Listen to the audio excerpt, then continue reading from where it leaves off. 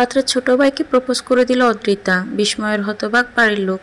কিছুক্ষণ আগে ছেলেপক্ষ দেখতে এসেছে অদ্রিতাকে, এরই মাঝে এমন কাণ্ড করে বসবে মেয়েটা কেউ কল্পনা করতে পারেনি। পাত্রপক্ষের চোখ মুখ করুণ দেখাচ্ছে, লজ্জায় টলমল করছে পাত্রের ছোট ভাই। বড় ভাইয়ের জন্য দেখতে আসা মেয়ে এভাবে প্রপোজ করে দিবে তার ধারণার বাইরে। অদ্রিতার বাবা একগাল হেসে মেয়েকে রুমে পাঠিয়ে দিলেন। অদ্রিতার বাপখানা এমন যেন কিছুই হয়নি, বরং ডাইনিং থেকে নাশপাতি নিয়ে কামড় বসিয়ে দিল। মেয়ের এমন কাণ্ডে চটে গেলেন লুবনা। মুজাহিদ শেখ কোনো মতে অতিথি বিদায় করলেন। লজ্জায় ওনার নাক কাটা গেছে। অদ্রে বের হ রুম থেকে। আজ তোর একদিন কি আর আমার একদিন, অনেক বেড়ে গেছিস। আজ তোর পেটে খুন্তি ভাঙবো, শয়তান মেয়ে। আহ লুবনা, তুমি থামবে? দেখো মেয়ে হয়ে একদম সাফাই গাইবে না বলে দিচ্ছি। তোমার আশকারা পেয়েই এত সাহস হয়েছে ওর। বাবা মায়ের কথা শুনে বের হয়ে আসে অদ্রিতা, হাতে আধ খাওয়া নাশপাতি। কি হয়েছে আম্মু, এত চিৎকার করছো কেন? বাসায় কি ডাকাত পড়লো নাকি? বদমাস মেয়ে, আজ তোর ঠ্যাং ভাঙবো। লাজ লজ্জা বলে কিছু নেই। শেষমেশ পাত্রের ছোট ভাইকে প্রপোজ করে ফেললি। লুবনা, তুমি থামবে? আমার মেয়ে কোনো দোষ নেই এতে, তুমি চুপ করো। মেয়ের কোনো দোষ নেই, মান সম্মানের কিছু রেখেছে আজ? অদ্রিতা মুখ চেপে হাসলো, নাশপাতিটা টেবিলে রেখে বলল, বলছিলাম না তোমায় এইসব পাত্র দেখা বন্ধ করো। তুমি শুনেছ আমার কথা? শোনোনি তো? আমি কেন শুনবো তোমাদের কথা? অদ্রি মামনি একদম ঠিক বলেছিস, আমি তোকে ফুল সাপোর্ট করছি। লুবনার নাকা কান্না জুড়ে দিলেন, কপালে হাত রেখে বললেন, আমার পোড়া কপাল, বাপ বেটিতে মিলে আমার হাড়মাস কালি করে দিল। এত ভালো পাত্র এসে চারেরা পায়ে ঠেলে দিল। খুন্তি হাতে চেঁচামেচি করতে লাগলেন। প্রায় 5 মিনিট একই বলেই আওড়ালেন। বাবা মেয়ের দিকে রক্তচক্ষু দিয়ে তাকিয়ে তারপর কিচেনে চলে গেলেন। মুজাহিদ হো হো করে হেসে উঠলেন। অদ্রিতাও হাসতে লাগলো। বাবার কাঁধে মাথা রেখে চোখ বুজে নিল। মুজাহিদ মেয়ের মাথায় হাত বুলিয়ে বললেন, যাই বলিস না কেন, আজ কিন্তু একদমই ঠিক করিসনি। কি করবো আব্বু, এরা তো আজ ফাইনাল ডেট দিয়েই যেতেন, তাই বলে এমন করবি? তোর মামা প্রচণ্ড রেগে আছেন, যাওয়ার আগে ফ্যাচ করেছেন। ধ্যাত, রাখো তো মামার কথা, আমি টাইট দিব, দেখবি সোজা হয়ে যাবে। মুজাহিদ মৃদু হাসলেন। মেয়ের অবুঝ। মধ্যবিত্ত ফ্যামিলির মেয়েরা একটু বড় হলে মানুষের কাছে দৃষ্টিকটু হয়ে ওঠে। তাদের নানান দিকে বুঝে শুনে চলতে হয়, না হলে চুন থেকে পান খসলে কেচ্চার উঠে যায়। এ তো কিছুদিন আগের ঘটনা। অদ্রিতারই ক্লাসমেট লিজা। মেয়ে পড়াশোনাতে বেশ ভালো, মধ্যবিত্ত ফ্যামিলির হাসি খুশি মেয়ে। অ্যাডমিশন টেস্টের জন্য কোচিং করে রোজ। একদিন কোচিংয়ে বয়ফ্রেন্ড আসে, তাদের মাঝে রাগারাগি চলছিল। ওরা নিজেদের মাঝে মিটমাট করতে থাকে। রাগারাগি মিটে যাওয়া ছোট্ট করে সেলিব্রেশন করতে ক্যাফে যায়। এলাকার কিছু বদ্ধ মস্তিষ্ক যুক্ত মানুষের চোখে পড়ে সেটা, ব্যাস হয়ে গেল। মেয়েটাকে বেশ্যব্দি বলে দিয়েছে। ওরা নাকি ছেলের সাথে আলাদা এক রুমে সময় কাটিয়েছে, আরও বিশ্রী কিছু বাসা। তাই মেয়েটার বাবা মা জোর করে অন্য ছেলের সাথে মেয়ের বিয়ে দিয়ে দিলেন। না হলে পড়াশোনা, আর না হলে প্রেমিকের সাথে গড়। আর সেই থেকেই লুবনা ভয়ে আছেন, যদি তার মেয়েটাকে কোনো ভুল করে বসে, কি করে সমাজ মুখ দেখাবেন? মধ্যবিত্তদের আর যাই হোক, সমাজের ভয়টা একটু বেশি। দেখো আপা, অদ্রে কিন্তু অনেক বাড়ছে। দুলাভাই অতি আদরে মাইয়াডারে বাদর বানাইছে। এখনও সময় আছে, মাইয়া বিদায় করো, না হলে কোনো অঘটন ঘটে ফেলবে। আহ বাবলু, থাম একটু। জানি অদ্রি একটু বাদর, ছেলে মানুষ, তবে আজেবাজে কাজ কখনোই করবে না। আপা, সময় গেলে বুঝবা, মেয়ের নামে কোনো কেচ্ছা নাই। এখনই বিদায় করার সঠিক সময়।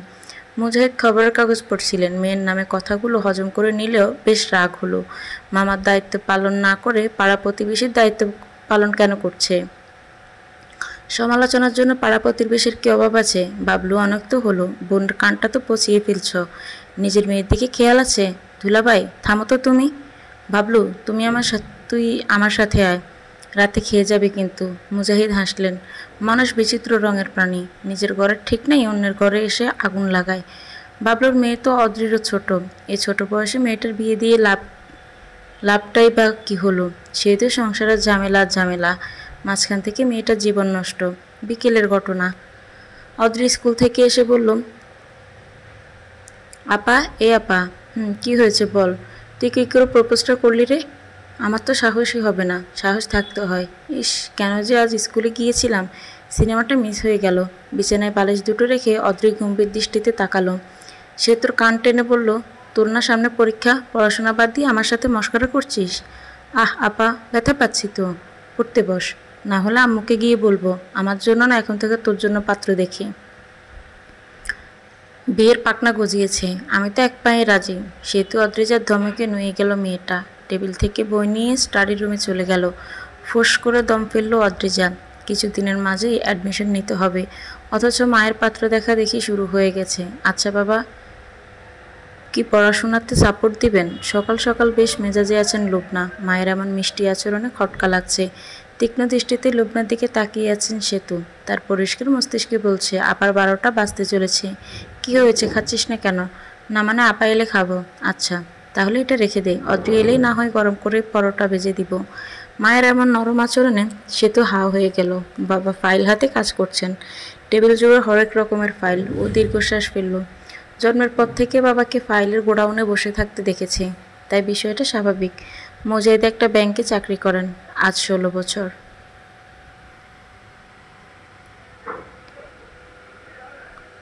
আগে মাধ্যমিক বিদ্যালয়ে শিক্ষক ছিলেন, বেতন কম হওয়াতে ছেড়ে দিয়েছেন। মুজাহিদের সামনে চা এগিয়ে দিলেন লুবনা। লুবনার হাতে চা অত্যন্ত বিষাদময়, কারণ অতিরিক্ত চিনি দেন চায়ে। মুজাহিদ তবুও চাটা নিল।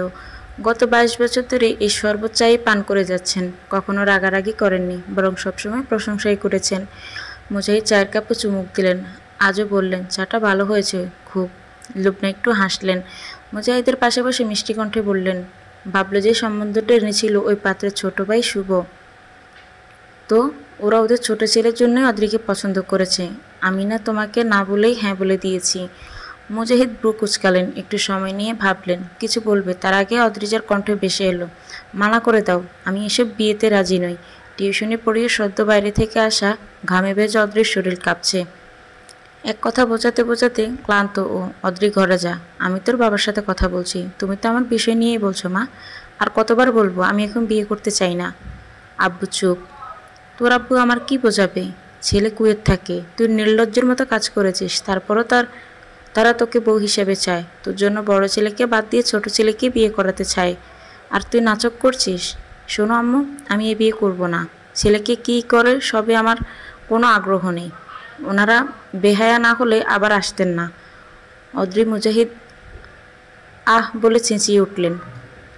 মা মেয়ের মাঝে যেতে চাইছিলেন না উনি, তবুও যেতে হচ্ছে।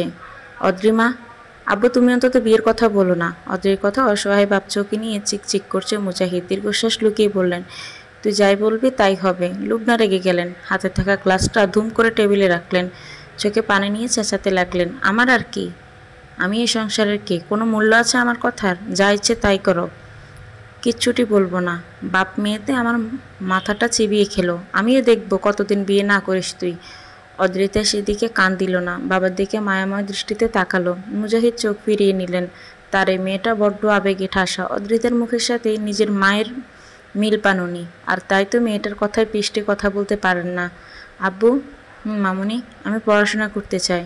সপ্তাহখানেক আগেই তো রেজাল্ট এসেছে। হ্যাঁ, গোল্ডেন প্লাসটা মিস হয়েছে, তবে প্লাস তো এসেছে। তবে কথা দিচ্ছি এবার আরও মনোযোগ দিয়ে পড়ব। প্লিজ আব্বু। মুজাহিদ চিন্তায় পড়লেন। এই এলাকায় কিছুদিন আগে যা ঘটেছে, তাতে অদ্রিতা ভার্সিটিতে গেলে সবাই জ্বলে উঠবে, কলঙ্কের তকমা লাগিয়ে দিবে। তাছাড়া কলেজটা এলাকাতেই ছিল, ভার্সিটি তো বেশ কিলোমিটার দূরে, তাও তো ভালো নয় তেমন। আব্বু, মা, আমিও চাই তুমি পড়াশোনা করো, কিন্তু সব কিছু মিলিয়ে। মুজাহিদ কথা শেষ করতে পারলেন না। অদ্রিতা ডুকরে কেঁদে উঠলেন। চাপা কান্নায় আর্তনাদ করেছে সে। বাবার দিকে না তাকিয়েই রুমে চলে গেল। মুজাহিদের বুকে যেন তীর বেঁধে গেল। মেয়ের কান্না কিছুতেই সহ্য করতে পারছেন না। কিছু করতে হবে, এভাবে মেয়ের পড়াশোনাটা বন্ধ হওয়া উচিত নয়। বিয়ের বয়স হয়েছে মাত্র, পার তো হয়ে যায়নি। তবে এখান থেকে ভার্সিটি কীভাবে পড়বে, ভীষণ মন খারাপ অদ্রিতার। ও খোলা জানালার বাইরে তাকিয়েছিল, সুন্দর চাঁদ আকাশের বুকে, তবে সেসব তাকে ছুঁতে পারছে না। ঘড়ির কাঁটা তখন 11টা ছুঁয়েছে। ফোনটা বেজে উঠল। Unknown number. অদ্রিতার হৃদয় অনুভূতিহীন। একবার দু একবার কল, একাধিকবার কল এলো। শেষমেশ কল রিসিভ করলো অদ্রি। তবে দু প্রান্তের কেউই কথা বলছে না। অদ্রি বড় বিরক্ত হয়ে বলল, হ্যালো, কে বলছেন? কথা না বললে কল কেন করেছেন? আজব লোক। অদ্রি কলটা রাখতেই যাচ্ছিল, ঠিক সে সময় ওপাশ থেকে পুরুষ কণ্ঠটি বলল, অদ্রি বলছেন? আমি শুভ। শুভর দম ওঠানামা করছে। ফোনের এপাশ থাকা অদ্রি চুপ। ছেলেটা বড় অধৈর্য হয়ে বলল, অদ্রি শুনছেন? মেজাজ চটে যায় অদ্রির। এ লোক ফোন নাম্বার পেল কোথা থেকে? অদ্রি, আপনি শুনছেন? কেন কল করেছেন? শুভ যেন এই কথারই অপেক্ষা করছিল। ও বিলম্বে না করেই বলল, আপনার প্রপোজটা আমি অ্যাকসেপ্ট করে নিয়েছি। অদ্রির মনে হলো শুভর মাথাটা ফাটিয়ে দিবে, আবার মনে হলো নিজের মাথাটা আগে ফাটানো উচিত। অদ্রি, আপনাকে আমার পছন্দ হয়েছে, আমি বাসায় বলেছি, সবাই মেনে নিয়েছে। আপনার কি মাথা খারাপ শুভ? সরি, আপনি এটা বুঝেননি, আমি বিয়েটা করতে চাই না, সেই জন্যই কাজটা করেছি। শুভ হাসলো। অদ্রি যেন বোকাই বনে গেল, এই ঝামেলাটা না জানি কতকাল পোহাতে হয়। অদ্রি, আপনার সমস্ত কথাই বুঝেছি আমি, তবে অনুভূতির কোনো সময় হয় না। আপনি ওভাবে বলার পর আমার আকাশ থেমে গিয়েছিল। বড় ভাইয়ের জন্য বউ দেখতে এসে এমন পরিস্থিতিতে পড়ব, তার সাথে সে মেয়েকেই পছন্দ করে ফেলবো, সবটা আমার জন্য কঠিন ছিল।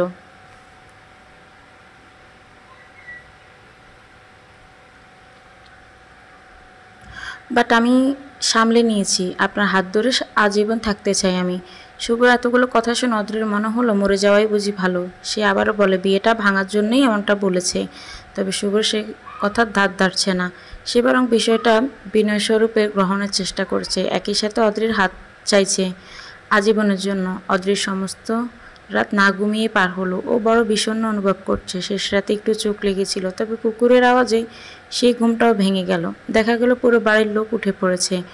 অদ্রি তড়িঘড়ি করে বাইরে এলো, এসে দেখলো বাবা চেঁচামেচি করছেন। সামান্য মুরগিটাও সহ্য হয় না, মুরগি পালানো যাবে না, চোর বাটপারগুলো সব নিয়ে যাচ্ছে। কথায় কথায় জানা গেল অদ্রিদের দুটো মুরগি নিয়ে পালিয়েছে কেউ, সেজন্যই কুকুরটা চেঁচামেচি করেছিল। তবে দরজা খুলে বের হতে হতে চোর পালিয়েছে। এদিকে অদ্রির মা লুবনা কান্নাকাটি শুরু করে দিয়েছেন। ওনার এই স্বভাবটা বড় চোখে লাগে। কিছু হলেই দু চোখ মিলে পানি জড়াতে থাকেন। মৃদুমন্দ হওয়ায় চুলগুলো উড়ে যাচ্ছিল। সে সময় সেতু এসে পাশে বসলো। অদ্রি স্বভাবের কারণে গোসলের পর রোদে এসে বসে, নতুবা তার শরীর কাঁপতে থাকে।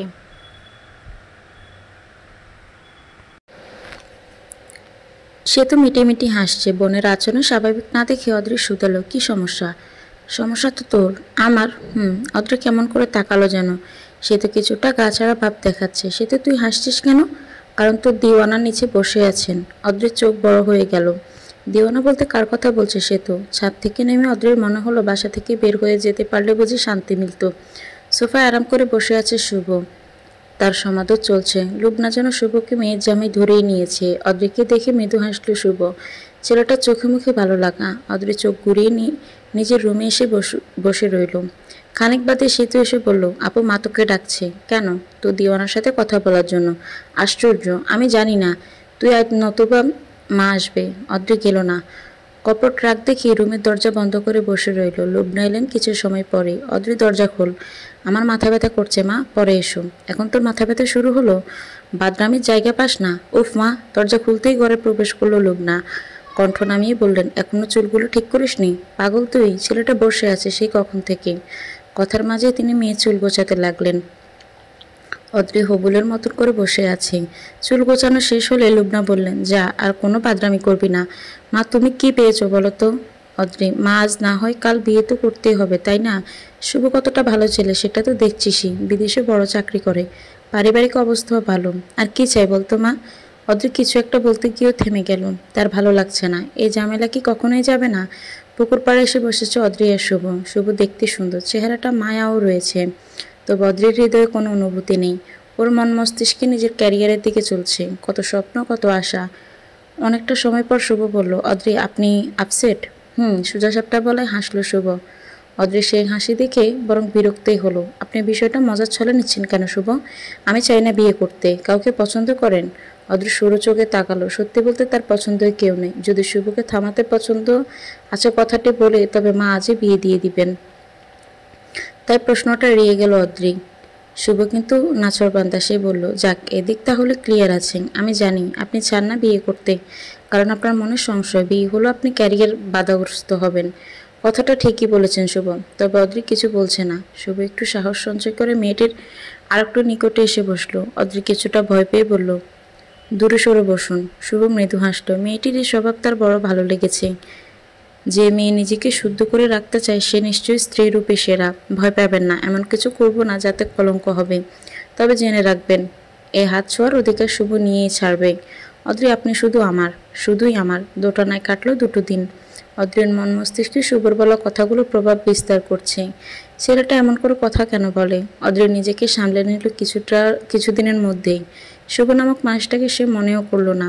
এদিকে কিন্তু সময় পেরিয়ে যাচ্ছে, অ্যাডমিশন টেস্ট ঘনিয়ে আসছে। নানান চিন্তায় বুঁদ হয়ে আছে অদ্রি, তবে পড়াশোনা একেবারেই হচ্ছে না। পড়তে গেলেই মনে হচ্ছে সব নতুন। এ নিয়ে দুদিন কান্নাকাটিও করলো। লুবনান মুজাহিদ মেয়ের অবস্থাটা বুঝতে পারলেন। এদিকে শুভর সব স্বাধীনতা দিতে চায় অদ্রিকেই, তাই লুবনাও দ্বিমত করলেন না। মেয়ের পড়াশোনার ব্যাপারে ওনারা সিদ্ধান্ত নিলেন মুজাহিদের বন্ধু রৌফ গাজীর বাসায় পাঠাবেন। ভদ্রলোক মুজাহিদের ভাইস্বরূপ, ছোটবেলায় একসাথে ঘুমিয়েছে কত, সব মিলে একটু হলেও শান্তি পেল অদ্রি। তার পড়াশোনাটা হবে, তবে এখন টার্গেট নিজের স্বপ্নের ভার্সিটি। বাস ড্রাইভারের আশ্রব ভাষার গালিতে ঘুম ভাঙল অদ্রি তার। মেয়েটা ঈষৎ ভয় পেয়ে গেছে। চোখ পিটপিট করে চাইতে মনে হলো কি এক নিদারুণ কষ্ট লুকিয়ে ওর মাঝে। এদিকে বাস ড্রাইভার অন্য এক ড্রাইভারের সাথে গালিগালাজ জুড়ে দিয়েছে। ওর পাশে থাকা নারীটি বোধহয় কিছুটা বুঝতে পেরেছে, তাই বরসার কণ্ঠে বলল, ভয় পাবেন না, শহরে নতুন। দুদিকে মাথা কাত করিয়ে হ্যাঁ বোঝালো অদ্রি। সে এমনিতেই সাহসী, তবে কেমন যেন একটা ভয় কাজ করছে। ঠিক হয়ে যাবে, শহরে আছেন তো, কত কিছু দেখবেন এমন। অদ্রি আর কিছু বলল না, ঘাড় ঘুরিয়ে চাইল ইট পাথরের আবৃত শহরের প্রাণে। গুমট বাতাস, অট্টালিকার মানুষের গাদাগাদি। এক মুহূর্তের জন্য অদ্রির মনে হলো দম বন্ধ হয়ে আসছে, সে মারা যাবে। একটি নির্দিষ্ট ঠিকানায় পৌঁছালো অদ্রি। তার মাথা ব্যথা করছে। শহরে আসাটা তার জন্য একটা চ্যালেঞ্জ ছিল। বাবা অবশ্য আসতেন, তবে একটা কাজ পড়ে যাওয়ায় আশা হয়ে ওঠেনি। এদিকে অদ্রির ভার্সিটি অ্যাডমিশন টেস্ট থাকায় একাই আসতে হলো তাকে। সে বেশ বড় মুখ করে বলে এসেছে একাই যেতে পারবে। পথে মা কতবার কল করেছে সে হিসেব নেই। যাক, অবশেষে পৌঁছালো অদ্রি। সে কিছুটা ভীত হয়েছিল, একেবারে অজপাড়া গায়ের মেয়ে সে নয়, তবে ওই যে গুন্ডিকা পেরিয়ে আসা হয়নি, তাই এত ভয়।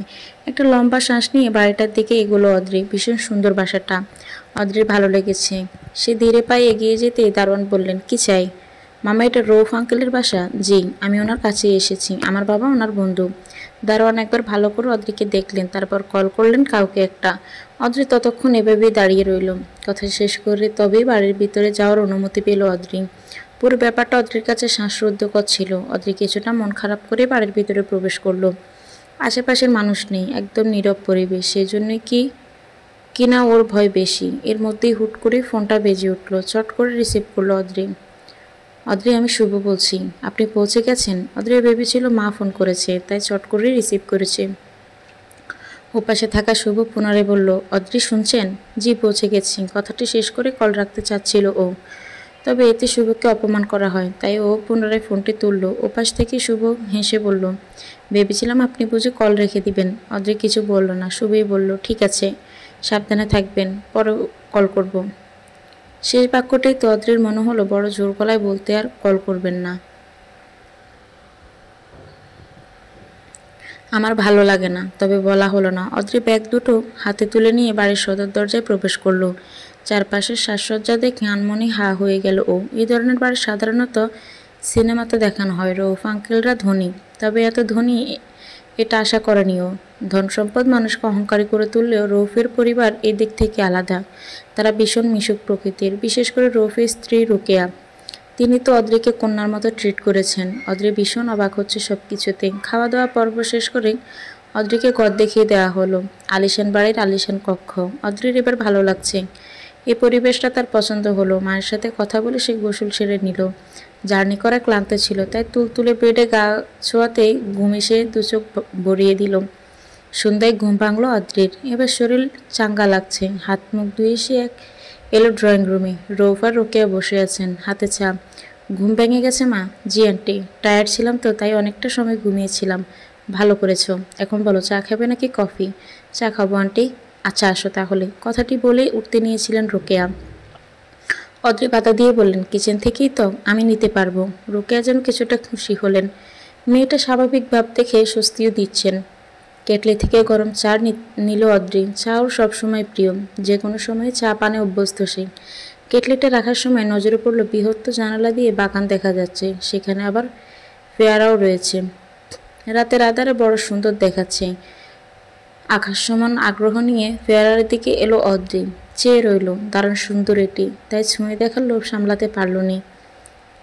যে না ছুতে যাবে অমনি একটি কণ্ঠে ভেসে এলো, এখানে কে? পুরুষ কণ্ঠ। অদ্রি সামান্য ভয় পেয়ে গেছে, তাই পেছনে না ঘুরে বলল, জি আমি। আমি কে? আমি মানে বাক্যটি পুরো করার আগে পুরুষটি পুনরায় বলল, এখানে কি? এবার অদ্রি আসলেই ভয় পেল। সে ঘুরে তাকানোর সাহস পাচ্ছে না, কণ্ঠটা একটু বেশি ভয়াল যেন। চড়া দেহের পুরুষটির সামনে এসে দাঁড়ালো। অদ্রির শুকনো ডোক গিলছে। ছেলেটা বেশ মেজাজ নিয়ে বলল, নাম কি? অদ্রিতা শেখ। ক্লাস এইচএসসি দিয়েছি। এখানে কেন? এই প্রশ্নের জবাব দিতে গিয়ে যেন বিব্রত অদ্রি। ও সরু চোখে তাকালো। দেখলো পুরুষটি গম্ভীরভাবে তাকিয়ে আছে। ওর কেন যেন কান্না পাচ্ছে। নিজের সত্তা হারিয়ে ফেলছে যেন। রাগী বুকে ভয় দেখাচ্ছে কেন? কণ্ঠটি রোকেয়ার। ধরে পান প্রিলে পেল অদ্রি। তাকালো অসহায় দৃষ্টিতে। রাগীব একটু জোরেই হেসে ফেলল। রোকেয়া ছেলের নিকট এসে বললেন, তুমি কবে ঠিক হবে বলো তো? কখনোই ঠিক হব না আম্মু। বাট ও যে এত ভীতু তা জানতাম না। ভীতু শব্দটি বলে অদ্রির মুখশ্রী প্যাকাশে হয়ে এলো। সে ভীতু? সত্যিই কি তাই? বিপরীতে কোনো জবাব এলো না। রোকেয়া অদ্রির মাথায় হাত রাখলেন। ভয় পেও না, ও আমার ছেলে রাগীব। বড় দুষ্ট। উফ আম্মু, বড় দুষ্টু হয়েছে তুমি। বয়স তো হলো, বুদ্ধিটা হচ্ছে না। অদ্রিকে সরি বলো রাগীব। বাক্যটি বলেই রোকে অদ্রির দিকে তাকালেন। অদ্রি বলল, ঠিক আছে আন্টি, সরি বলতে হবে না। এ কথা বললেও রাগীব কিন্তু সরি বলতে ভুলল না। সেই সাথে রোকেয়া যেন না শুনতে পান তাই ফিসফিসিয়ে বললেন, ভীতু মেয়ে। ভীতু মেয়ে? অদ্রিতা শেখার ভীতু শব্দটি একেবারেই বেমানান। নেহাতি সে ভদ্র, নতুবা রাগীবের সামনে ছেলেটির গাল লাল করে দিত। নিজ কক্ষে বসে এসবই ভাবছিল সে। অমন সময় কলটা বেজে উঠল। বড় বিরক্ত হলো অদ্রি, রিসিভ করল না। তবে ওপাশের ব্যক্তিটিও থেমে নেই, লাগাতার কল করেই চলেছে। এবার অদ্রি কল রিসিভ করলো, তবে একটু শব্দ করলো না। ওপাশ থেকে কণ্ঠটি বলল, অদ্রি আমি শুভ বলছি। শুভ? আপনি কখনোই আমার জন্য শুভ নন, সর্বদা অশুভই হয়ে কেন আসেন বলেন তো? রাগীবের ঘরের লাগোয়া বারান্দাটা একটু বেশি সুন্দর। বিশাল আর খোলা হওয়াতে এর সৌন্দর্য অধিক চোখে পড়ে।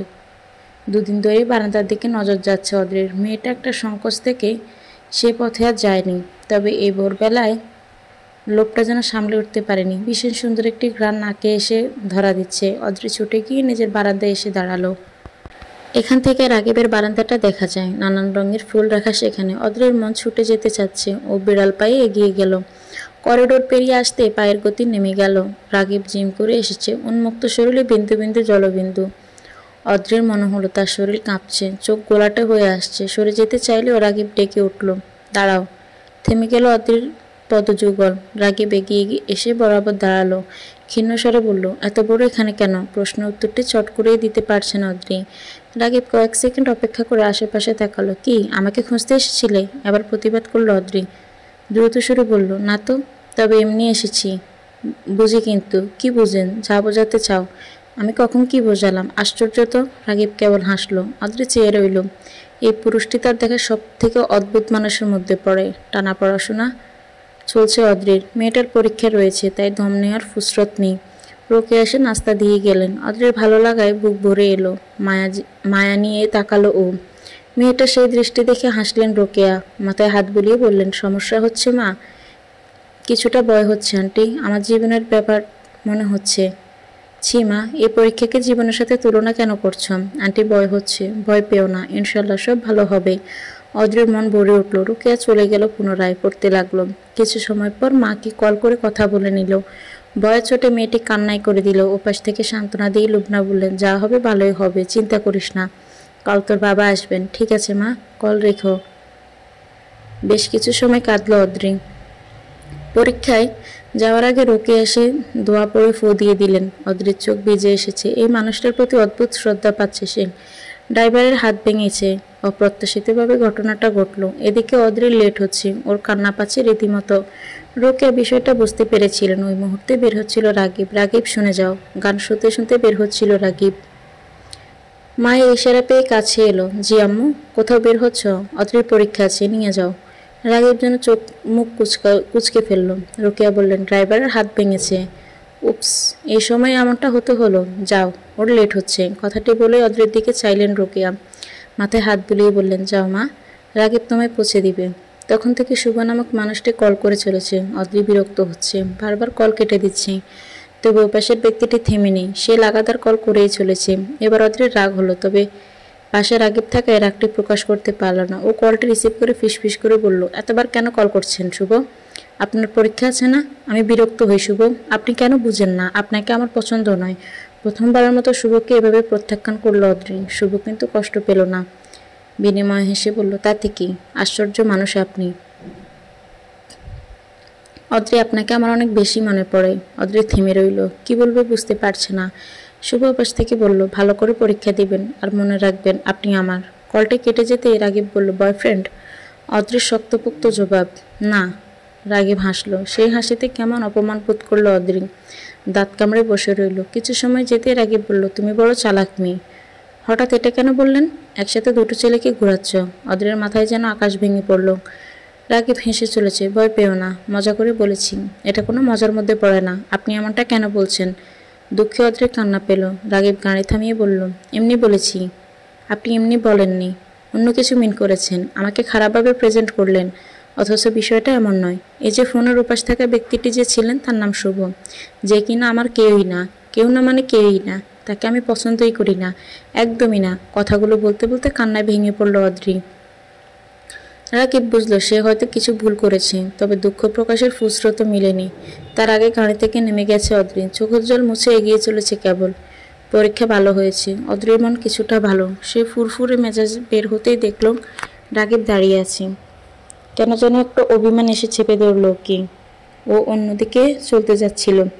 এমন সময় মেয়েটির হাতে স্পর্শ করলো পুরুষটি। কোথায় যাও? আপনাকে কেন বলবো? রাগ দেখাচ্ছ? দেখাচ্ছি। বাপরে, তোমার এত তেজ? তেজ কথাটা বলতেই অদ্রি ঘুরে তাকালো। রাগে মিটমিটে হাসছে। ছাড়েন, আপনি অনেক খারাপ, জানি তো। এভাবে হাত ধরে আছেন কেন? ধরলে সমস্যা? অবশ্যই সমস্যা। শুভ এসে আপনাকে ইচ্ছে মতন মারবে। রাগিবের যেন হাসি পেল। সে অবশ্য হাসিটা লুকিয়ে রাখার প্রয়াস করলো না। অদ্রি অন্যদিকে ফিরতে রাগিব শুধালো, শুভ সাহেবের এত জোর? অদ্রি চুপ। রাগিব আর বিষয়টি ঘাটল না। আলতো হাতে মেয়েটি চুল টেনে বলল, সরি, আসো এবার। অদ্রি চুপ করে চলতে লাগলো। পথে বেশ অনেকবার কথা বলার চেষ্টা করলো রাগিব, তবে অদ্রি চুপ। আশ্চর্য আর অদ্ভুত লাগলেও কোনো এক অদৃশ্য টানে পুরুষটির প্রতি গাঢ় অভিমান দেখাতে পারছে সে। অথচ বিষয়টি স্বাভাবিক দৃষ্টিতে একদমই স্বাভাবিক নয়। পরের দিন সকাল থেকে মন ভালো নেই অদ্রির। বাবা আসবেন নিতে, অথচ ওর মন যেতে চাইছে না। এই না যেতে চাওয়ার জন্য দায়ী রাগিব। ছেলেটার প্রতি অন্যরকম টানা অনুভব হচ্ছে, কিন্তু এটাকে কি বলা যায় সেটা বুঝে আসছে না। এই নিয়েও ভীষণভাবে দ্বিধায় ভুগছে ও। কান্না পাচ্ছে, তবে সে উপায় নেই। সকাল থেকেই রোকেয়া ভীষণ যত্ন চলছেন। একটুর পর একটু দেখতে আসছেন। রোকেয়া না থাকলে সত্যিই কেঁদে ফেলতো। সব থেকে খারাপ লাগছে রাগিব নামের পুরুষটির চোখে দেখাও দিচ্ছে না। লোকটার অন্তরে কি একটুও মায়া নেই। আবার একটা অভিমান জমল।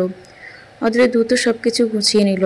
তখন বাজে 11টা। মুজাহিদ এসে পড়েছেন। অদ্রিও তৈরি, কিন্তু রাগিব নেই। এবার সত্যি কান্নায় চোখ ভিজে গেল ওর। ব্যাগপত্র নিয়ে বলল, আব্বু তুমি এসো, আমি সামনে আগাই।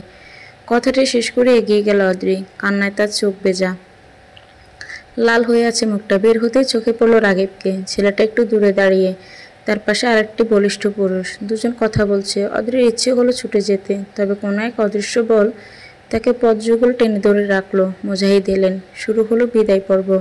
অদ্রি গাড়িতে উঠে বসেছে। রাকিব তখন কাছে আসেনি। অদ্রির অভিমান আরও গভীর হলো, তবে পুরুষটিকে দেখার লোভ সামলাতে পারল না। তবে যখনই চাইলে তখনই রাকিবকে দেখা গেল না। তার পরিবর্তে দেখা মিলল রাকিবের বন্ধু রাজীবের। চোখ মেলতে অদ্ভুতভাবে শিহরিত হলো অদ্রির সমস্ত শরীর। সে ঘুমিয়ে পড়েছিল মাত্র কিছু সময়ে। ট্রেনের হুইসেল বেজে উঠেছে, অর্থাৎ ট্রেন চলছে। অদ্রির দু চোখে ঘুম, ক্লান্ত শরীর। কতদিন পর আবার শহরে যাচ্ছে। সে যে বাবার সাথে এলো, তারপর আর যাওয়া হয়নি। সময় চলে গিয়েছে মাসখানেক। বাইরে রাত্রি নেমে এসেছে, সেই সাথে বাড়ছে ঠান্ডা হাওয়া। শীত অনুভব হলো অদ্রির। মনে হচ্ছে একটা শক্তপোক্ত ব্যথা গলা দিয়ে নেমে যাচ্ছে। বেশ কিছুদিন ধরেই এমনটা হচ্ছিল, তবে সে পাত্তা দেয়নি। বোধহয় এবার জ্বর এসেই গেল। অদ্রি সিট থেকে নেমে সুটকেসটা থেকে মোটা একটি চাদর নামিয়ে নিল। এরপর পুরো শরীর ঝাপটে দিয়ে চোখ বুজল। তবুও তার শীত কমল না। বেশ কিছু সময় যেতেই মনে হলো পুরো ট্রেন ভীষণ নীরব। একটা পাখির আওয়াজও নেই। তবে ঘুমের চোটে যাওয়ার মতো শক্তিটুকু পেল না। পুনরায় ওর ঘুম ভাঙলো মাঝরাতের দিকে। আশেপাশে তাকিয়ে বুঝলো ছাত্রীরা সবাই ঘুমিয়ে জল। তবে ওর ঠিক বরাবর একজন ব্যক্তি ভীষণ মনোযোগী বই পড়ছে। এক পাশটা দেখে অদ্রির মনে হলো লোকটাও পরিচিত। তাই কেমন কৌতূহল জাগলো। তবে উঠে এসে জিজ্ঞাসা করার মতো পরিস্থিতি নেই। পাশে যাতে ঝামেলা হয় সেই ভয়ে। তাই বারবার উকিঝুঁকি দিয়ে সবটুকু চেষ্টা দিয়ে আড়ালে আবডালে মানুষের মুখশ্রী দর্শন করার প্রয়াস করলো, তবে পারল না। লোকটার আপাতমস্তক ভয়ের আড়ালে। জ্বর হওয়া শরীর নিয়ে অদ্রিয়া চেয়ে দেখতে পারছে না। কোনো মতে ব্যাগ থেকে ওষুধ বের করে খেয়ে নিল। তার কখন যে ঘুমিয়ে পড়ল অদ্রি নিজেও জানে না। ওর ঘুমটি ভাঙল ভোরের দিকে এক পুরুষ কণ্ঠে। অদ্রি চাইলেও দেখতে পেল মুখশ্রী ট্রেন প্ল্যাটফর্মে এসে গেছে। বাক্যটি শেষ হতে দৌড় নড়িয়ে উঠল অদ্রি। ছেলেটা তখন নিজের ব্যাগপত্র গুছিয়ে নিচ্ছে। অদ্রি একটু জড়ো কণ্ঠে বলল, আপনাকে আগে কোথাও দেখেছি? অদ্রির প্রশ্নটা বড় অদ্ভুত। ছেলেটা হেসে বলল, আমাকে দেখেছেন কিনা সেটা তো আপনিই বলতে পারবেন, আমি কেমন করে বলবো বলেন? বুদ্ধিমতী অদ্রি কেমন লজ্জা পেল। আজকাল তার মাথাটা গেছে। এ ব্যাপারটা ঘটেছে শুভ নামক মানুষটা জীবনে আসার পর। তারপর বৃদ্ধি ঘটল রাগীবের সাথে দর্শনের পর। এর থেকেও সমস্তটা কেমন গুলিয়ে আসে। মনের ভেতর একাধিক সংশয় তৈরি হয়।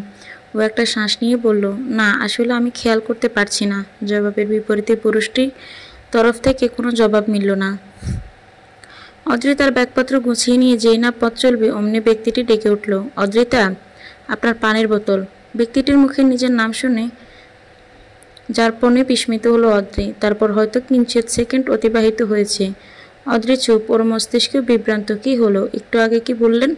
কি বললাম? আমার নাম ধরে ডাকলেন? আপনি অদ্রিতা বলে ডেকেছেন? ছেলেটা যেন পালাতে চাইল। ওর হাত পানির বোতল ধরিয়ে দিয়ে চট করে নেমে গেল। অদ্রি পুরোপুরি দ্বিধায় পড়ল। ছেলেটাকে চেনা মনে হতে লাগলো। ওর মস্তিষ্ক যখনই বিষয়টা ভাবতে যাবে তখনই ফোনটা বেজে উঠল। শুভ নামক প্যারা আবার কল করেছে। হ্যালো অদ্রি, আপনি কি পৌঁছে গেছেন? শুভ, আপনি কেন বারবার কল করেন আমায়? কারণটা আপনার জানা নয়। আপনি বুঝতে পারছেন না বিষয়টা কতটা খারাপ হচ্ছে। আর আপনি কেন দেশে পড়ে আছেন? কেন ফ্লাইট মিস দিচ্ছেন বারবার? শুভর কথা বলল না।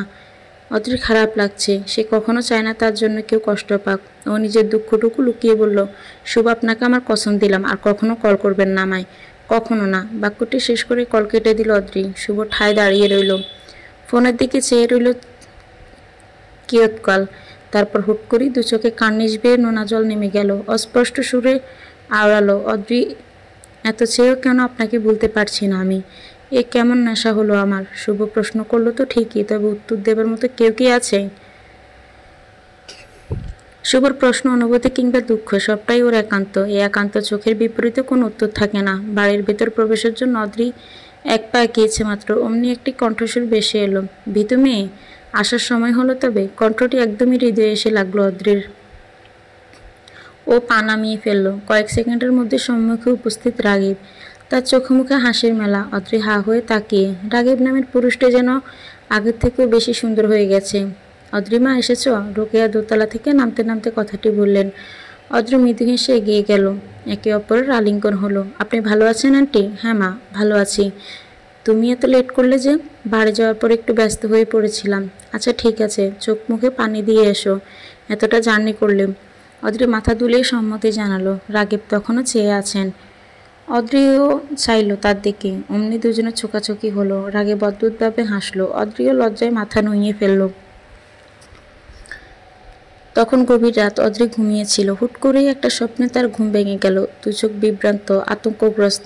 ভালোবাসাটা কি আমায় একার? রাগীব কথাটি বলে কান্নায় ভেঙে পড়ল অদ্রি। সে অদ্ভুত এক স্বপ্ন দেখেছে, যে স্বপ্নের কোনো আগা মাথা নেই। কেমন যেন সমস্ত রাত অদ্রির দু চোখে ঘুম নেই। সে ঘুমোতে পারল না, হাজারো চেষ্টা করেও। শেষমেশ রুম থেকে বেরিয়ে এলো। পুরো বাড়ি গুড়গুড় করে যেই না ফিরতে যাবে অমনি রাগীবের ঘরের দরজাটি খুলে গেল। রাতের পোশাক পরা রাগীবের চেহারাটা মলিন। মলিন তো অদ্রির মুখশ্রীও। তবে দুজনেই কি একই বিষয়ে ভাবছে? মাত্র 3 দিন হলো অদ্রি আর রাগীবের সম্পর্কের। অদ্রি এখনো ভাবতে পারে না সে কাউকে ভালোবেসে ফেলেছে। কি আশ্চর্য! এমনটা সে তো স্বপ্নেও ভাবতে পারেনি। ভবিষ্যতেই বা কি হবে? এমন নানান কথাই ভাবছিল অদ্রি। রাগীব ড্রাইভ করছে। মেয়েটি অন্যমনস্ক ভাব অনুভব করে গাড়ি থামালো। কি হয়েছে? কি ভাবছেন? ভাবছি কেমন করে 3টে দিন পেরিয়ে গেল। আমি কাউকে ভালোবেসে ফেললামই বা কেমন করে? সবটা এত দ্রুত আর অবিশ্বাস্য যে রাগীব হেসে মেয়েটির হাত টেনে নিল। চুমে খেলো হাতের উল্টো পিঠে। সম্পর্ক নিয়ে খুশি নও? এমনটা নয় রাগীব, বাট আমার ভাবতে কষ্ট হচ্ছে। প্রথম সম্পর্কে এমনটা হওয়া অস্বাভাবিক না। অদ্রি কেবল হাসলো, কিছু বলল না। রাগীব পুনরায় গাড়ি চালাচ্ছে। মৃদু বন্ধ হাওয়া অনুভব হতেই দু চোখ বন্ধ করে রইল অদ্রি। ওর দিকে তাকিয়ে রাগীবের মনের ভিতরে শত প্রজাপতি উড়ে যেতে লাগলো। অদ্ভুত লাগে সবটা। অদ্রির সাথে রাকিবের সম্পর্কটা খুব দ্রুতই আগাচ্ছে। রাকিব যত্নশীল, সর্বদা খোঁজ খবর রাখে। মাঝে মাঝে অদ্রির মনে হয় এই পৃথিবীতে এত সুন্দর রাকিবের সাথে সম্পর্ক না হলেও সত্যিই জানতো না। স্বভাবতই গোসল করে শেষ চুল চুকাচ্ছে অদ্রি। তার চুলগুলো রাকিব একটু বেশিই পছন্দ করে। যখনই কাছে আসবে তখনই ছুঁয়ে দেখবে, চুলের গন্ধ নিয়ে বলবে এই চুলে মাদক রয়েছে। অদ্রির তখন কি এক লজ্জায় নুয়ে থাকে, অথচ কোনো কালেই সে লাজুক ছিল না। সব কেমন স্বপ্ন এক ঘোর। অদ্রি চোখ বন্ধ করে রাকিবের উপস্থিতি টের পেল। এর কারণ ছেলেটার গায়ে মাখা পারফিউম। ও যখন চোখ মেলে চাইল, মৃদু হেসে বলল রাকিব। চিৎকাল যাওয়ার পর ও রাকিব কোনো জবাব দিল না। অদ্রি হেসে পেছনে ঘুরে তাকালো, না কেউ নেই। অদ্রি একটু অবাক হলো, ছেলেটা তার সাথে মজা নিচ্ছে, হতেও পারে। অদ্রি বুক ভরে শ্বাস নিল, ঘ্রাণটা এখনো আছে। চুল শুকিয়ে তবে নিচে নামলো সে। এসে দেখলো রাকিব বসে আছে, কিছুটা চিন্তিত দেখাচ্ছে। অদ্রির কাছে এসে বলল কি হয়েছে? কিছু না, বসো। অদ্রি বসতে মেয়েটিকে নিজ বাহুডোরে আগলে নিল রাকিব। অদ্রি কিছুটা নিচু সুরে বলল আন্টি আছেন তো? তো তো মানে লজ্জা পাবো না? কি আপনার কি হলো? রাকিব জবাব দিল না। অদ্রি চেয়ে রইল চাতক পাখির মতো। একসময় অধৈর্য হয়ে শুধালো রাকিব, কথা বলছেন না কেন? রাকিব চাইল, তার চোখে মুখে চিন্তা দৃশ্যমান। অদ্রি দুহাতে পুরুষটির গাল ছুঁয়ে দিল। কি তেমন কিছুই না, বলবেন না? সত্যিই কিছু না, তুমি টেনশন করো না। পড়াশোনা কেমন হয়? ঠিকঠাক। আচ্ছা। একটু আগে যখন ডাকলাম তখন সাড়া কেন দিলেন না? কখন? ওই তো ছাদে। ওদের কথা ওখানেই থেমে গেল। রোকেয়া দোতলা থেকে নামছেন। দুজন দূরত্ব সৃজন করে বসলো, অথচ তাদের সম্পর্কটায় খুব বেশি লুকোচুরি নেই। তাদের এই দূরত্ব নেহাতে ভদ্রতার খাতিরে। রাকিব, কখন এলে? এই তো আম্মু। চা খাবে তোমরা? অদ্রি মাঝপথে বলল, আমি আনছি আন্টি। রাকিব ওর হাত টেনে ধরল। অদ্রি অসহায় নয়নে তাকিয়ে রোকেয়া তাদের দুজনের দৃষ্টি যেন পড়তে পারলেন, তাই মৃদু হেসে বললেন, আমি আনছি, তোমরা বসো। রোকেয়া চলে যেতেই অদ্রি কিছুটা অন্তস্কুশ হয়ে বলল, এটা কি হলো? রাকিবের বাবলিসীহীন জবাব, কি আবার? আমি আন্টির সামনে অমন করলেন কেন? কারণ এমনি। উফ, আপনি একটা অদ্ভুত লোক। অদ্রির বলার ভঙ্গিমে হেসে ফেলল রাকিব। অদ্রির চেয়ে রইল। 1 সেকেন্ড 2 সেকেন্ড করে অনেকটা সময় পার হলো। রোকেয়া চা হাতে নিয়ে ফিরতেই রাকিব একটা জরুরি কাজে বাইরে চলে গেল। চা খাওয়ার হলো না। এতে মন খারাপ নেমে এলো অদ্রির চোখে মুখে। রোকেয়া মেয়েটির মাথায় হাত রাখলেন, কিছু সময় হাত বুলিয়ে দিয়ে বললেন, ও ফিরে আসবে মা, টেনশন করো না। কি এক অদৃশ্য মায়ায় অদ্রির দু চোখ ভরে উঠল। রোকেয়া মাতৃস্নেহী কন্যাটিকে কাছে টেনে নিলেন। বরসের সাথে বললেন, খুব দ্রুত দুজনের বিয়ের ব্যবস্থা করব। পরের দিন ভার্সিটি থেকে আসার পথে একটি মহিলার সাথে ধাক্কা লাগলো। অদ্রি বেশ ব্যথা পেল। ব্যথার ছোটে হাঁটতেও তার কষ্ট হচ্ছে। পথের যাত্রীরা তাকে টেনে উঠিয়ে রিক্সা করে বাড়ি পাঠালো। এই খবরটির আগে পেতে ছুটে এলো অফিস থেকে। তাকে বিভ্রান্ত লাগছে। এদিকে অদ্রির পায়ের বেশ কিছু অংশ আঘাতপ্রাপ্ত হতেও চোট লেগেছে। ঠোঁটের এক কোণ কেটে গেছে। সব মিলিয়ে খুবই বাজে অবস্থা। রাগে বেশি মেয়েটির যত্ন শুরু করে দিয়েছে। কেমন যেন করছে। আর এই অবস্থায় দেখে অদ্রি চুপ। রাগিবের প্রতি তার ভালোবাসাটা কেমন বেড়েই চলেছে। ওর কান্না পাচ্ছে। একটা মানুষ এতটা ভালোবাসতে পারে? এক গ্লাস পানি পান করে ঘুমাতে এলো অদ্রি। রাকিব এসে মেয়েটির মাথায় হাত বুলিয়ে দিয়েছে, অনেক নির্দেশ দিয়েছে। সবটা শুনতে হয়েছে অদ্রিকে। চোখ বন্ধ করে অদ্রির ঘুম আসছে না। কি এক যন্ত্রণা। অদ্রির খুব ইচ্ছে করছে ফোন চাপার। সে উঠে এসে ব্যাগ থেকে ফোনটা বের করলো। ব্যাগের চেন লাগাতে যাবে অমনি কিছু একটা নজরে পড়লো, একটা খামের মতো। অদ্রির কেমন লাগলো। এটা তো ওর না, তবে ওর খামটা তুলে নিল চটপট। তারপর বিড়াল পায়ে বেডের কাছে এসে দাঁড়ালো। লাইট জ্বালিয়ে যেই না খামটা ধরবে অমনি কল এলো। সে তো কল করেছে, নিশ্চয়ই খবর পেয়েছে। হ্যালো আপু। হ্যাঁ আপু, কি খবর? ভালো। অনেক চোট পেয়েছিস? ভালোই। ধাক্কা লেগেছে, ইটের সাথে আঘাত লেগেছে। ইস, খুব কষ্ট হচ্ছে না রে? বেশি না। তুই বাবা মাকে কিছু জানাসনি তো? না। ঠিক আছে, তবে টেনশন করিস না। আচ্ছা তাহলে ঘুমা। তুইও। কল রেখে অদ্রির একটু মন খারাপ হলো। রোকেয়া রাগিব যথেষ্ট যত্ন করেছেন, তবে মায়ের যত্নের কথাটা স্মরণ হয়। অদ্রির যখন শরীর খারাপ হয় তখন মা সারা রাত বসে থাকেন, বাবা বারবার দেখে যান। সে তো পায়ের কাছে ঘুমিয়ে থাকে। সবটা স্মরণ করে অদ্রির মন খারাপ। একটা সময় পর কান্নাকাটিও করলো, অথচ কান্নার কোনো মানে নেই। অদ্রির ঘুম ভাঙলো ভোরের আলো ছোঁয়াতে। গতরাত কান্নাকাটি করে কখন যে ঘুমিয়েছে কে জানে। মেয়েটির মুখেই চোখের পানি ছিটি কেমন একটা আঠালো ভাব। ও উঠে গিয়ে মুখ ধুয়ে এলো। এবার ভালো লাগছে। আয়নার সামনে এসে নিজেকে ভালো মতো দেখলো। পায়ের ব্যথাটা কিছুটা কম, তবে হাতে চোট ভালোই। অদ্রি নিজের অগোছালো চুল গুছিয়ে নিয়ে একটা নিঃশ্বাস ফেললো। বের হবে তাই বেড থেকে ওড়না নিবে। সে সময় খামটা নজরে এলো। এক কোণে পড়ে আছে। গত রাতের ঘটনা স্মরণ হলো ওর। ও চট করে খামটা তুলে নিল।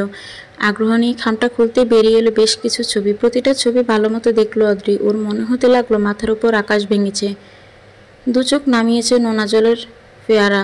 দুটো ব্যক্তি একে অপরের মুখোমুখি দাঁড়িয়ে, কারো মুখে কোনো শব্দ নেই। কি এক ব্যথায় তপ্ত হয়ে আছে চারপাশ। অদ্রির দ্বিধায় চোখে পুরুষটি দেখে চলেছে। এদিকে পুরুষটি একেবারেই চুপ। কথা বলুন মিস্টার রাগিব। রাগিব নিরুত্তর। সে মেয়েটিকে ভালো মতো দেখে চলেছে। অদ্রির দু চোখ যেন জ্বলন্ত অগ্নিশিখা। কি বলবো? বললেও তুমি বুঝবে না।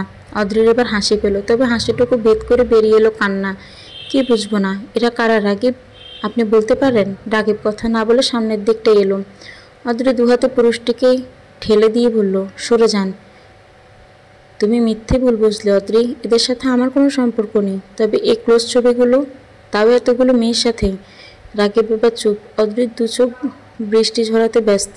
বিষয়টি আমি বলতে চাই না অদ্রি, তবে তুমি আমি ভুল বুঝলে। কথাটি বলেই চলে গেল রাগিব। অদ্রি ধপ করে মেঝেতে বসে পড়ল। রাগিবের সাথে একাধিক নারীর খুব ক্লোজ ছবি। সে একেবারেই মেনে নিতে পারছে না। অদ্রি আর রাগিবের সমস্ত কথাই শুনেছেন রোকেয়া। তিনি বড় হতাশ হলেন। ছেলেটা কেন যে অতীত স্মরণ করতে চায় না। তখন প্রায় রাত 11টা বাজে। অদ্রি নিজ রুমে বসে চাপা কান্নায় ভাসাচ্ছিল। এদিকে রাগিব এখনো ফেরেনি। সে যে সকালে বের হয়েছে, তারপর আর ফেরেনি। রোকেয়া মৃদু শব্দ করে ঘরে প্রবেশ করলেন। তবে অদ্রির হেলদোল নেই। কোনো এক অদৃশ্য শক্তি এর সমস্ত ধ্যান-জ্ঞান তুলে নিয়েছে। রোকেয়া খুব করে মেয়েটির মনের অবস্থা বুঝতে পারলেন। তবে তিনি বিচলিত হলেন না, কারণ তিনি জানেন একটু পরে মেয়েটির সমস্ত মানবাভিমান জলের মতো হয়ে যাবে। অদ্রি, মা কি হয়েছে? অদ্রি বোধহয় শুনেনি, তাই জবাব দিচ্ছে না। রোকেয়া আলগোছে কন্যাটির বাহুতে হাত রাখলেন। এতে ধ্যান ফিরল ওর। ও চাইল, তবে চোখে মুখে দুঃখের ছায়া। কি হয়েছে মা? রোকেয়ার মায়া ভরা কণ্ঠটা অদ্রির সমস্ত শরীর কম্পন ধরিয়ে দেয়। অদ্রি নিজের কান্না লুকাতে পারে না, অমনি কেঁদে ওঠে। রোকেয়াকে আষ্টে পৃষ্ঠে জড়িয়ে ধরে। আন্টি, আন্টি, এটা কি হয়ে গেল? আমি আপনার ছেলেকে খুব ভালোবাসি, কিন্তু ও বাসে না। ও ভালোবাসে না আন্টি। টানা কয়েকবার বাক্যটি বলতে লাগলো অদ্রিতা। রোকেয়া মৌন। তিনি শুরুতেই কিছু বললেন না, বরং অদ্রির জমানো ব্যথাটা বের হওয়ার সুযোগ করে দিলেন। বেশ কিছু সময় পর যখন অদ্রির কান্না থামলো, তখন রোকেয়া বললেন, সবসময় যা দেখা যায় তা কিন্তু সত্যি হয় না মা। অদ্রি চুপ। দু হাতের তালুতে চোখের জল মুছে নিচ্ছে। রোকেয়া দীর্ঘ একটা শ্বাস নিয়ে বললেন, জানো, আমাকে রাগিব সবসময় সেরা ছাত্র ছিল। তবে ওর বেশি ঝোঁক ছিল মডেলিংয়ের প্রতি। এটা অনেক আগের কথা। তোমার আঙ্কেল তখন সাধারণ একজন মানুষ। তার উপরে এই জগতে পরিচিত কেউ নেই। রাগিব কঠিন পরিশ্রম শুরু করলো। নানান জায়গায় আসা যাওয়া করলো একটা কাজের আশায়। তবে বলে না, টাকা না থাকলে কোনো কিছুর মূল্য নেই। ওই ভয়ঙ্কর দিনের কথা আমি আজও স্মরণ করতে পারি না। আমার ছেলেটা এক বাটপাড়ার হাতে পড়েছিল।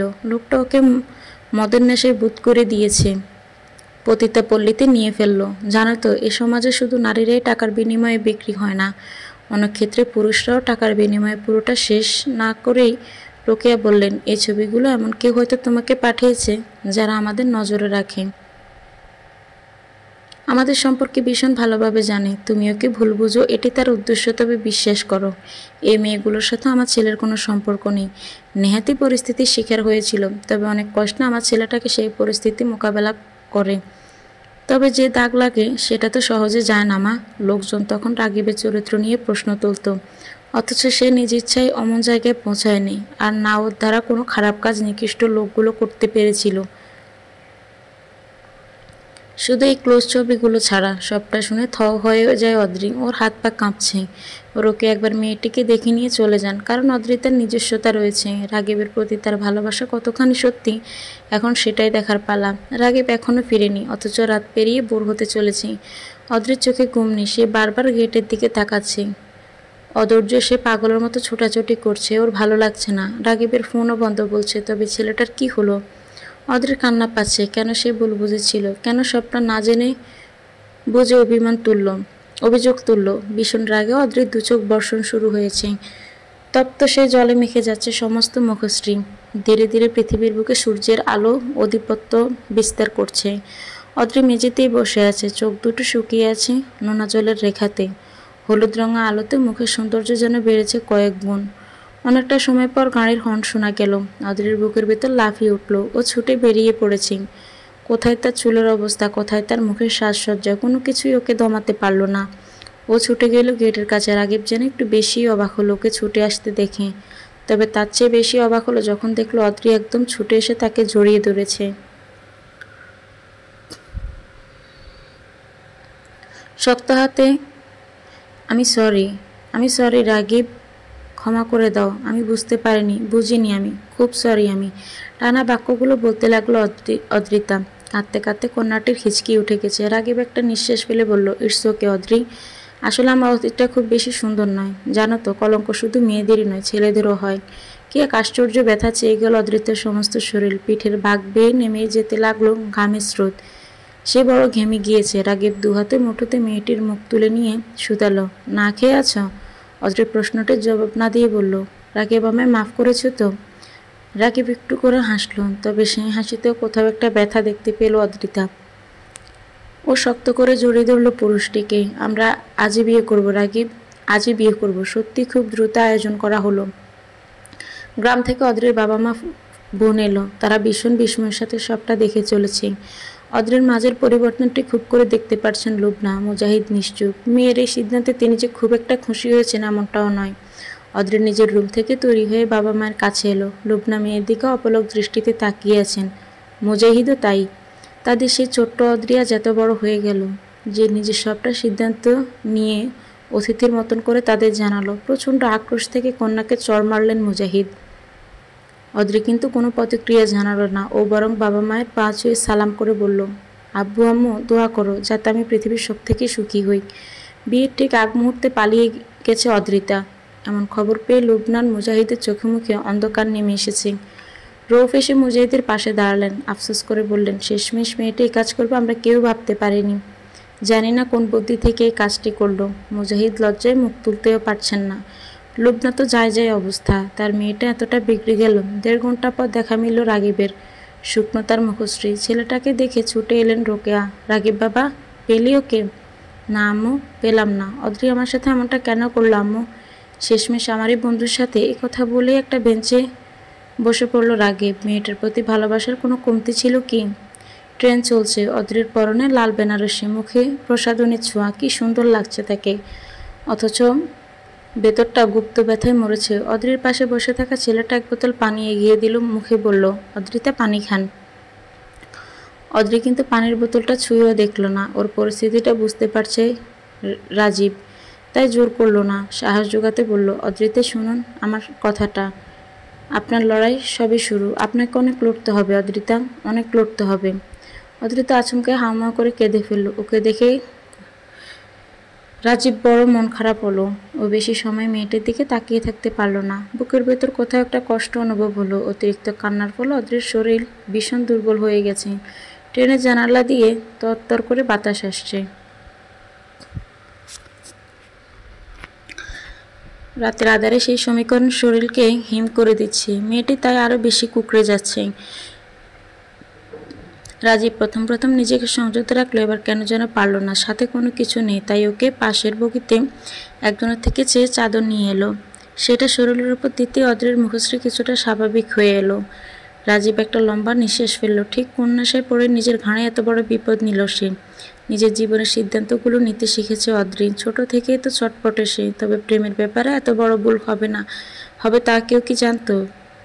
অদ্রির জীবনটা কেমন যেন, যে থাকতে চাইলো তাকে সে ফিরিয়ে দিয়েছিল। আর যে ভাগ্যে পূর্ণর মতন ব্যবহার করলো তার কাছেই শান্তি খুঁজেছিল ও, অথচ ভাগ্য করে সাথে পাঠালো।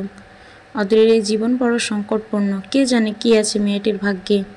যেখানে এতদিনের পরিচিত ভালোবাসার মানুষ রাগিবী চরম নিকৃষ্ট বের হলো, সেখানে তারই সঙ্গী রাজীব নামক মানুষটাই বা কেমন হবে। অদ্রি জানে না সে কোন আধারে এক টুকরো আলো খুঁজে চলেছে। ট্রেনের বিরক্তিকর শব্দেই ঘুম ছুটল অদ্রির। ও উঠে দেখলো আশেপাশে কেউ নেই। স্বাভাবিকভাবে এত বড় একটা ঘটনার পর ওর মস্তিষ্ক চেপে রয়েছে। তার উপর নিজেকে একা দেখেও আরও বেশি বিভ্রান্ত হয়ে উঠল।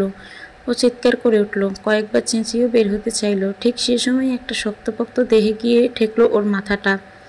ওর বিতে যাওয়া মুখশ্রী দেখে রাজীব বলল, আদ্রিতা ভয় পাবেন না, আমি আছি, আপনি শান্ত হয়ে বসুন। স্বাভাবিক হতে কিয়ৎকাল সময় লাগলো অদ্রিতার। ও জানালার পাশে এসে বসলো। রাজীবের হাতে খাবার, সেটা এগিয়ে দিয়ে বলল, অনেক সময় ধরে না খেয়ে আছেন, খাবারটা খেয়ে নিন। আদ্রিতা গাঁড় গুড়িয়ে চাইল। দেখলো রাজীব নামের পুরুষটিকে এই ব্যক্তিটি এর আগেও দু একবার দেখেছে, প্রথমবার রাগিবের সাথে আর দ্বিতীয়বার ট্রেনে। তবে এখন চট করেই বুঝে উঠতে পারেনি ব্যাপারটা। অদ্রির মৌনতা দেখে রাজীব পুনরায় বলল, খাবারটা খেয়ে নিন। অদ্রি এবার শক্তপোক্ত কণ্ঠে বলল, আমি কেন আপনাকে বিশ্বাস করব বলতে পারেন? জবাবে রাজীব একটু হেসে নিল। ওর ঠিক পাশটায় বসে বলল, আদ্রিতা, আপনি ভুলে যাচ্ছেন, গতকাল আপনি আমাকে বিশ্বাস করেই এত দূর এসেছেন। সত্যিই তো তাই, রাজীবের বিশ্বাস করেই তো এত দূর এসেছে অদ্রি। সেটা স্মরণ করেও সমস্ত দেহ শিউরে উঠল। রাগীব আর তার পরিবার সমস্ত পৃথিবীর সব থেকে নিকৃষ্ট কাতারে পড়ে। রৌফ, রোকেয়া কিংবা রাগীব, তাদের তিনজনের অভিনয়ের জালে আটকে গিয়েছিল অদ্রি। খুব সুন্দর একটা প্ল্যান করে আদ্রিকে প্রেমে ফেলল রাগীব। এটি মূলত তাদের বিজনেসের একটি অংশ। এর আগেও বহু মেয়েকে ভাগিয়ে এনে বিক্রি করেছে ওরা। অদ্রির সাথেও অবশ্যই এমনটা প্ল্যান ছিল না। ঘটনার সূত্রপাত ঘটে অদ্রি যেদিন প্রথমবার রাগীবের বাড়িতে এলো, কথা ছিল অদ্রি শুধু পরীক্ষা দিয়েই চলে যাবে। যেহেতু মুজাহিদের সাথে ছেলেবেলা থেকেই বন্ধুত্ব রৌফের, তাই কথাটা তিনি ফেলতে পারেননি। তবে কে জানতো খেলা এভাবে বদলে যাবে। অদ্রি যেদিন বাড়ি গেল সেদিন রাতেই একটা মিটিং চলছিল, আর সেখান থেকে ক্লায়েন্ট অদ্রিকে ডিমান্ড করে ফেলে। রাগীব তখন বিষয়টি পাত্তা দেয়নি। তবে ক্লায়েন্ট যখন কোটি কোটি টাকা অফার করলো, তখন রাগীবের মাথায় বিষয়টা চড়া হয়ে ওঠে। তার উপর ক্লায়েন্টের কথা ছিল মেয়েটির শরীরে কোনো রকম আঘাত করা যাবে না। একটি সুস্থ সুন্দর দেহের আদ্রিতাকে চায় সে। তবে অদ্রি যেহেতু ওদের পরিচিত, তাই আর 5টা প্রজেক্টের মতন কাজ করা রাগীবের জন্য কঠিন ছিল। কোনোভাবে অপহরণও করা যাচ্ছিল না, কারণ এতে করে ওর পরিবারের ভোগান্তি বাড়বে। কেস হলে ওদের ঝামেলা হতে পারে, তাই এমন কিছু করতে হবে যাতে সবটা ঠিক থাকে। তবে কি করা যায়? এই চিন্তা থেকেই রিস্ক না নিয়ে মেয়েটিকে প্রেমের ফাঁদে ফেলে। তবে নানাভাবে অদ্রির কাছে ধরা পড়ে থাকেও। বিষয়টা কঠিন হচ্ছিল ক্রমশ। সেদিন যখন ছবিগুলো পাওয়া গেল, তখন রাগীবের মাথায় আকাশ ভেঙে পড়ে। ও বুঝতে পারছিল কাছের কেউই এই কাজটি করেছে। তবে কে হতে পারে, এ বিষয়টিও বুঝতে পারছিল না।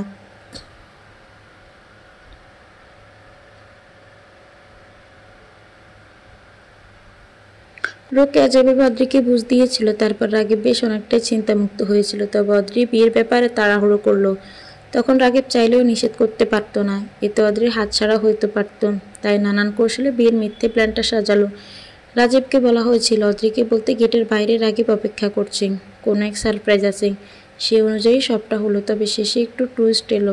রাগীব দেখাতে চেয়েছিল অদ্রি রাজীবের সাথে পালিয়ে গেছে, সেটা সাকসেসফুল তো হলোই। তবে টুইস্ট এলো তখনই, যখন সত্যি অদ্রিকে নিয়ে পালালো রাজীব।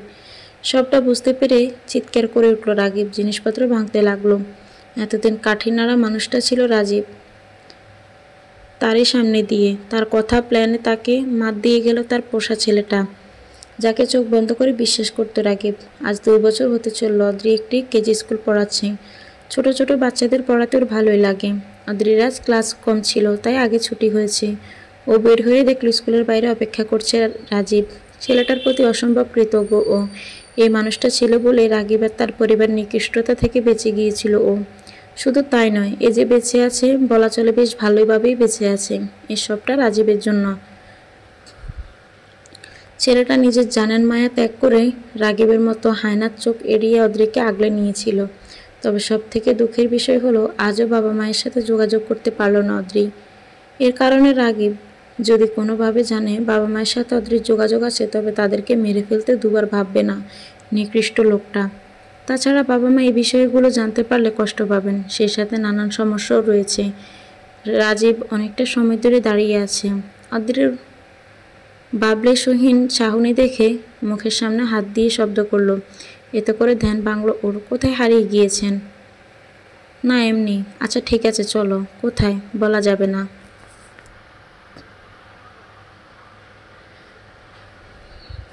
চলো আগে। কথাটি বলে অদ্রির হাত আগলে নিল রাজীব। এতে অদ্ভুত এক শিহরণ বয়ে গেল অদ্রির সমস্ত দেহে। ও অপলক নয়নে ছেলেটাকে দেখতে লাগলো। খুব বেশি সময় নিয়ে দেখলো, বোঝা যায় রাজীব অসম্ভব সুন্দর একজন পুরুষ। গভীর দুটো চোখ, কালচে হওয়া ঠোঁট, পুরো মুখশ্রীতে মায়া রয়েছে। হুট করে চোখ বাঁধতে শুরু করেছে রাজীব। অদ্রির এবার ধৈর্য হারিয়ে বলল, কি মশাই, পাচার করে দেওয়ার ধান্দা নাকি? একদমই তাই। এখন তুমি চুপ করো তো। কিন্তু আমরা কোথায় চলেছি? উফ অদ্রিতা, এত কেন কথা বলো? আশ্চর্য তো আপনি। রাজীব এবার জবাব দিল না। অদ্রিতাকে ধরে সাবধানে পথ চলাতে লাগলো। আজ অদ্রিতার জন্মদিন।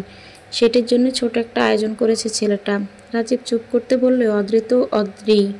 মেয়েটা কথা না বলে এক সেকেন্ডও থাকতে পারে না। ও এবার বলল, একটা কথা বলেন তো, আপনি কেন এতটা আমার জন্য করলেন?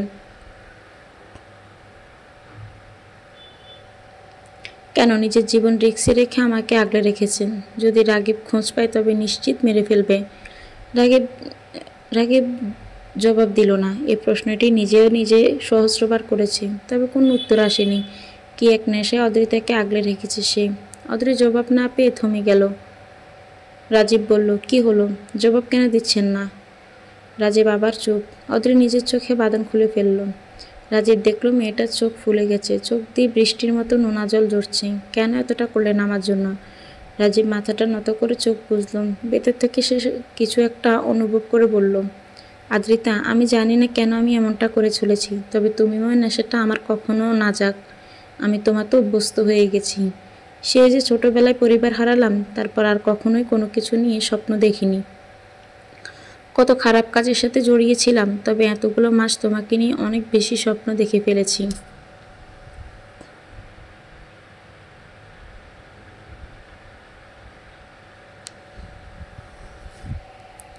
তবে কোনো জোর নেই।